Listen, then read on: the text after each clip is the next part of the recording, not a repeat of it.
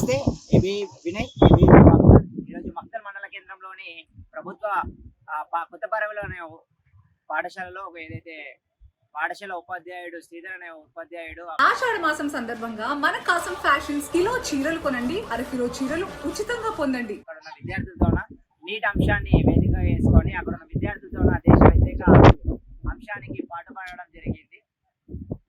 ఈ యొక్క అంశం పైన ఏదైతే ఎంఈఓ కానీ డిఈఓ కానీ ఎలాంటి స్పందించకపోవడంతో ఏబీపీ విద్యార్థి నాయకుల అంశం పైన ఏ విధంగా స్పందించారనే ఒక వివరణ కొరకు ఆ యొక్క పాఠశాల ఉపాధ్యాయుని వివరణ కొరంగా ఆ యొక్క ఉపాధ్యాయుడు తనకు వ్యక్తిగతంగానే అంటే వ్యక్తిగత ఆలోచనలతోనే తన సొంత అంశం పైన ఒక ఉపాధ్యాయుడు విద్యార్థులని అడ్డు పెట్టుకొని ఆ యొక్క విద్యార్థుల పైన చెడు అంశాన్ని రుద్దడం మరియు యాంటీ నేషనలిస్ట్ కి పాల్పడడం జరిగింది.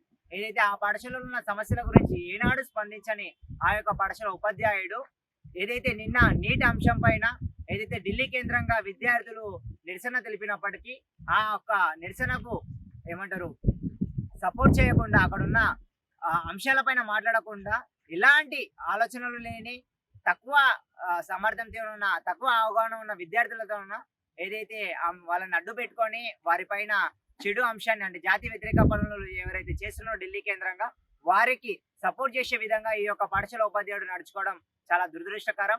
ఈ యొక్క అంశం పైన ఏమంటారు స్థానికంగా ఉన్న ఎంఈఓ అమీరుద్దీన్ గారికి మరియు డిస్ట్రిక్ట్ ఎడ్యుకేషన్ ఆఫీస్ గారికి కూడా ఈ అంశం పైన కంప్లైంట్ ఇవ్వడం జరిగింది.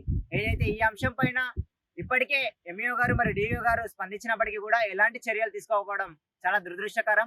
ఈ అంశం పైన ఎలాంటి చర్యలు తీసుకోకపోతే స్థానికంగా ఉన్న ఎంఈఓ గారి మరియు డిఈఓ ఆఫీస్ ని వెంటనే ఏబీపీ ముట్టడిస్తుందని రాష్ట్ర వ్యాప్తంగా పెద్ద ఎత్తున నిరసనలు కూడా తెలియజేస్తామని ఏబీపీ డిమాండ్ చేస్తా ఉంది.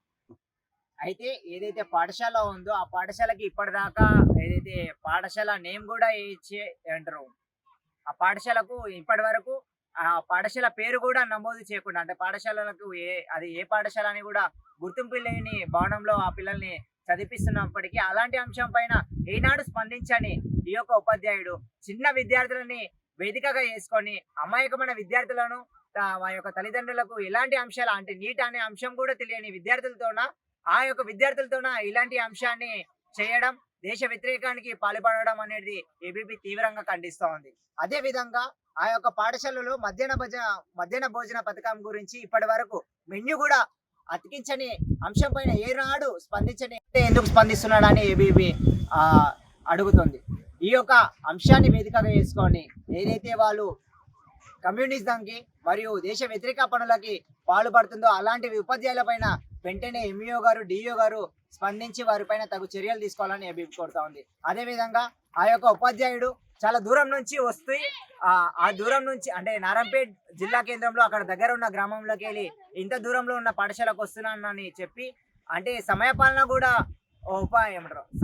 కూడా సమయానికి రాని ఉపాధ్యాయుడిని నియమించి ఆ యొక్క విద్యార్థులకు విద్యను అందరినీ ద్రాక్షగా చేస్తున్న ఎంఈఓ పైన డిఓ పైన కూడా కఠిన చర్యలు తీసుకోవాలని ఏబీపీ డిమాండ్ చేస్తోంది.